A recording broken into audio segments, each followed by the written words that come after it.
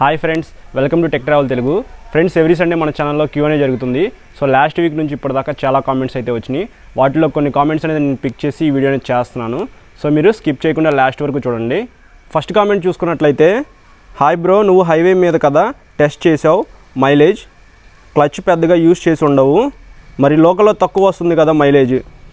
Bro, నేను 3/4 అయితే నేను హైవే మీద డ్రైవ్ చేశాను. సో 1/4 అయితే మాత్రం నేను లోకల్లో డ్రైవ్ చేశాను. సో వీడియో అయితే చాలా లెంత్ అయితే వచ్చింది. నేను దాన్ని కట్ చేసేసి సో మీకైతే అప్లోడ్ చేశాను. సో ఎట్లా చూసుకున్నా సరే డ్యూక్ 125కి 45+ మైలేజ్ అయితే ఈజీగా వస్తుంది. నెక్స్ట్ కామెంట్ చూసుకున్నట్లయితే, బ్రో RC 125 టెస్ట్ చేయి బ్రో ప్లీజ్. సో ఈ కామెంట్ ఏంటంటే, డ్యూక్ 125కి మైలేజ్ టెస్ట్ చేశాను కదా, దాని కింద వచ్చిన కామెంట్. సో RC 125 అనే కాదు, సో చాలా వెహికల్స్కి మైలేజ్ టెస్ట్ చేయమని చెప్పేసి అయితే నాకు కామెంట్స్ అయితే వచ్చినాయి. అపాచీ 200కి 164Vకి సో ఇలా చాలా కామెంట్స్కి అయితే మైలేజ్ టెస్ట్ చేయమని చెప్పేసి కామెంట్ అయితే వచ్చింది. సో నా దగ్గర వెహికల్స్ అయితే ఏమీ లేవు. నేను జస్ట్ షోరూమ్కి వెళ్ళి బైక్స్ సంబంధించిన రివ్యూస్ అయితే చేస్తుంటాను. సో నా దగ్గర వెహికల్స్ లేవు కాబట్టి నేను మీకు మైలేజ్ టెస్ట్ అయితే చేయట్లేదు. ఇన్ కేస్ ఫ్యూచర్లో నా దగ్గర వెహికల్ ఉన్నట్లయితే మాత్రం ఖచ్చితంగా మైలేజ్ టెస్ట్ అయితే చేస్తాను. నెక్స్ట్ కామెంట్ చూసుకున్నట్లయితే, bro why you choose Duke 125 BS4 instead of BS6 please reply. Bro, మేము మార్చ్ 2019లో BS4 డ్యూక్ 125 అయితే తీసుకున్నాము. సో అప్పుడు మాకైతే తెలియదు డ్యూక్ 125 BS6 వెహికల్ వస్తుందని చెప్పేసి. మాకే కాదు ఎవరికి తెలియదు అనమాట. 2020లో మనకి BS6కి వెహికల్స్ అప్గ్రేడ్ అవుతున్నాయి అని చెప్పేసి. సో మేము అలా తీసేసుకున్నాము. మాకు తెలిసినట్టయితే మేము BS4 అయితే తీసుకునే వాళ్ళం కాదు. ఎందుకంటే BS6లో మనకి ఇంజన్ రిఫైన్మెంట్ అనేది కొంచెం బాగుండిద్ది. సైలెన్సర్ దగ్గర ఆక్సిజన్ సెన్సార్ అనేది ఇన్స్టాల్ చేశారు, క్యాటలిక్ కన్వర్టర్ అయితే ఉండిద్ది. సో చిన్న చిన్న మాడిఫికేషన్స్ అయితే ఉన్నాయి. సో మాకు తెలిసినట్టయితే మేము ఖచ్చితంగా BS6 వెహికల్ తీసుకునే వాళ్ళము. నెక్స్ట్ కామెంట్ చూసుకున్నట్లయితే, బ్రో మీది విజయవాడ.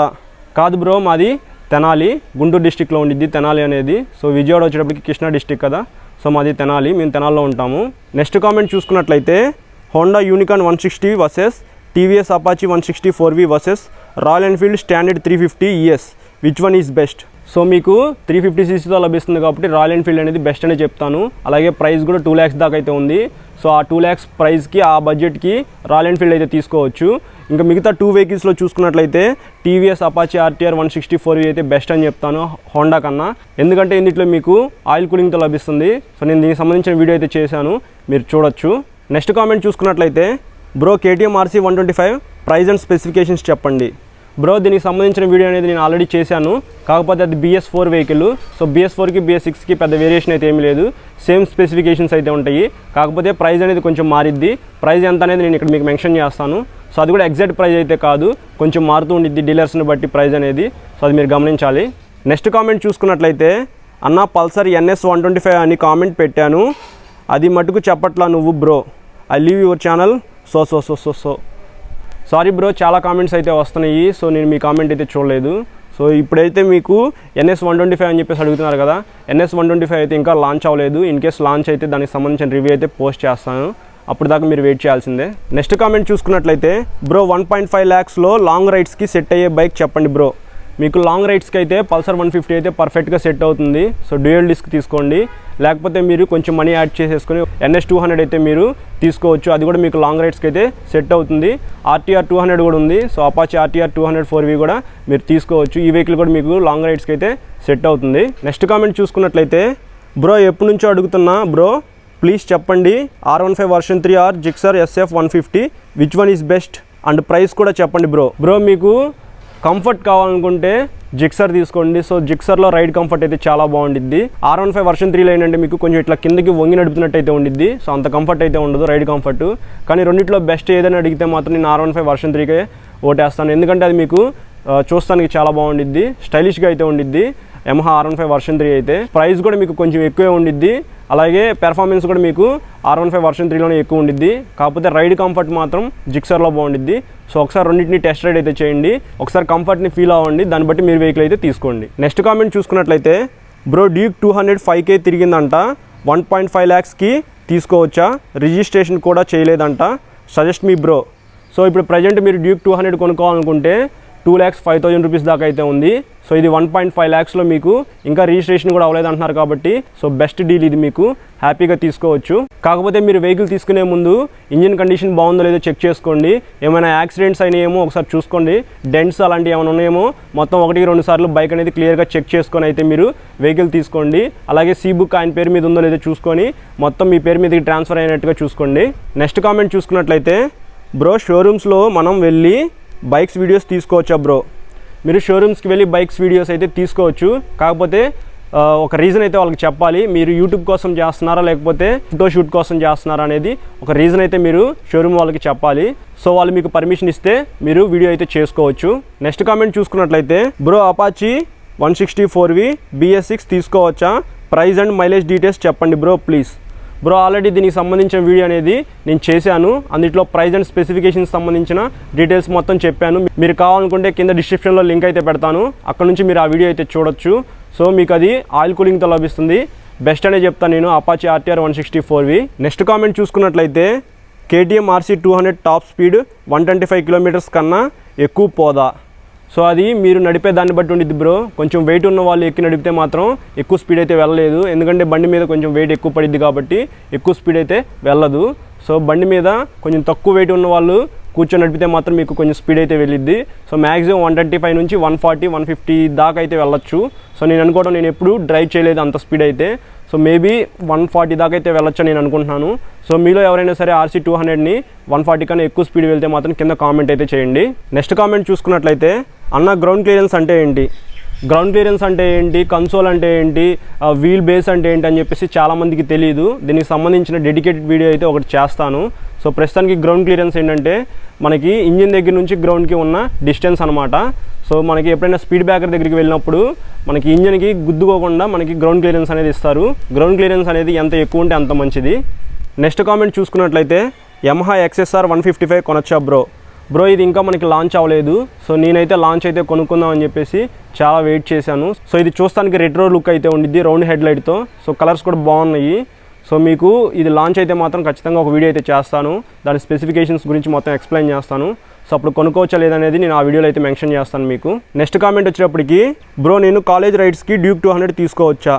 సో మీరు కాలేజ్ రైడ్స్ అంటే మీరు ఒక 20 కిలోమీటర్స్ నుంచి 25 కిలోమీటర్స్ దూరంలో వెళ్ళాలైతే మాత్రం మైలేజ్ అయితే మీకు డ్యూక్ 200కి అంత ఎక్కువ రాదు. డ్యూక్ 125 అయితే తీసుకోండి, డైలీ కాలేజీకి వెళ్తారు కాబట్టి మైలేజ్ కూడా మీకు 45+ అయితే ఈజీగా వస్తుంది. సో స్టైలిష్గా ఉండాలనుకుంటే మాత్రం మీరు RC 125 తీసుకోవచ్చు.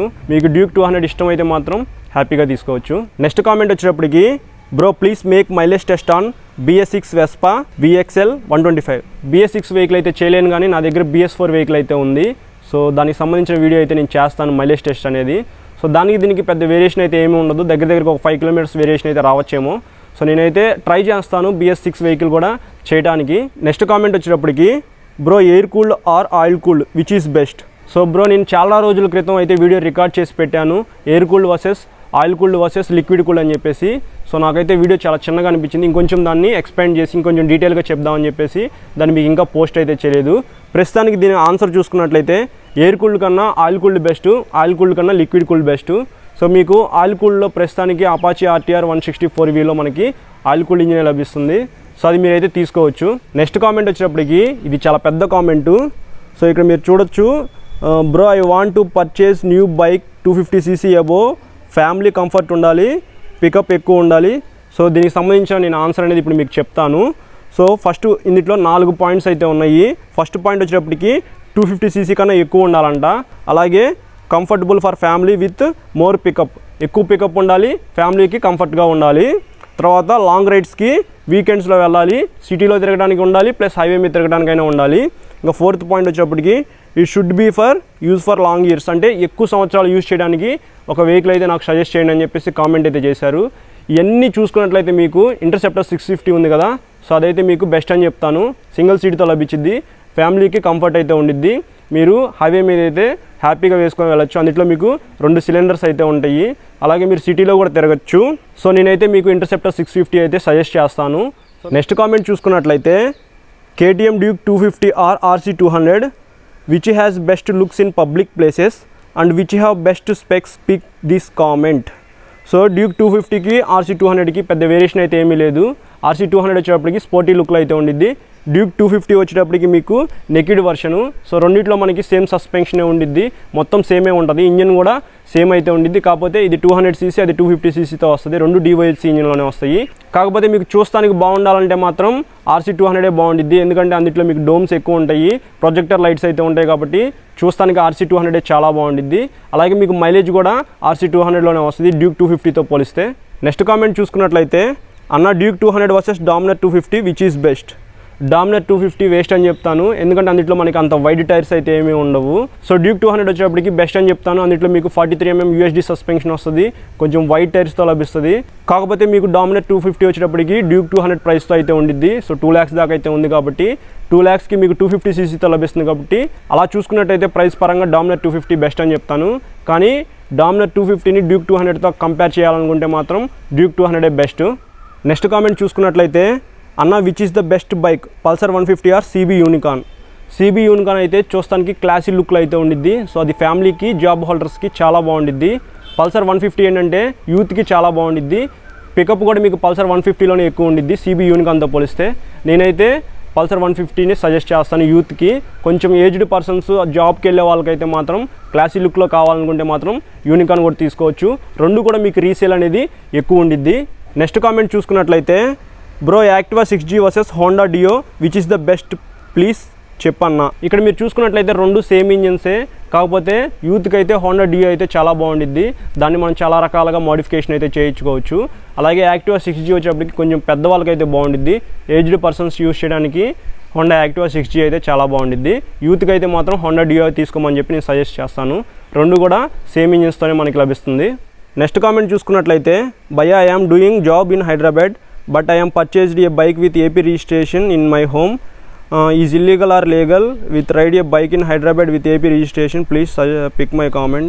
సో మనకి బైక్స్కి వైట్ కలర్ నెంబర్ ప్లేట్ అయితే వస్తుంది. So white colour number plate అంటే ఆల్ ఇండియా పర్మిట్ ఉన్నట్లే. సో మీరు ఆ వెహికల్ వేసుకొని ఎక్కడైనా తిరగచ్చు. సో మీకు లీగల్ ఇల్లీగల్ అని అయితే ఏమీ ఉండదు. సో మీకు అంత పెద్ద ప్రాబ్లం అయితే ఏమి ఉండదని చెప్పేసి నేను అనుకుంటున్నాను. సో మీరు తెలంగాణలో అయితే తిరగచ్చు, AP రిజిస్ట్రేషన్ ఉన్నా కానీ. సో మీకు పెద్ద ప్రాబ్లం అయితే ఏమీ ఉండదు. నెక్స్ట్ కామెంట్ చూసుకున్నట్లయితే, bro Duke 125 ownership review. So నేను కామెంట్స్ అయితే పిక్ చేశాను, దగ్గరగా 80 కామెంట్స్ అయితే వచ్చినాయి. సో కొన్ని కామెంట్స్ అయితే నేను పిక్ చేశాను. సో దానికి సంబంధించిన ఓనర్షిప్ రివ్యూ అనేది నేను వీడియో చేస్తాను. సో ఈ వీక్లో మీకు ఓనర్షిప్ రివ్యూ అయితే వచ్చేస్తుంది. సో మీరు అందులో పూర్తి డీటెయిల్స్ అనేది తెలుసుకోవచ్చు. సో ఇది ఫ్రెండ్స్ లాస్ట్ వీక్ నుంచి ఇప్పటిదాకా వచ్చిన కామెంట్స్ అయితే. ఈ వీడియో మీకు నచ్చితే లైక్ చేయండి, మీ ఫ్రెండ్స్ అందరికీ షేర్ చేయండి. మీకు ఏదైనా డౌట్ ఉంటే కింద కామెంట్ అయితే చేయండి. మీలో ఎవరైనా ఇన్స్టా వాడుతున్నట్లయితే నాకు ఫాలో అవ్వండి. అలాగే మన ఛానల్కి సబ్స్క్రైబ్ చేసుకుని పక్కన బెల్ ఐకాన్ అయితే క్లిక్ చేయండి. Thank you.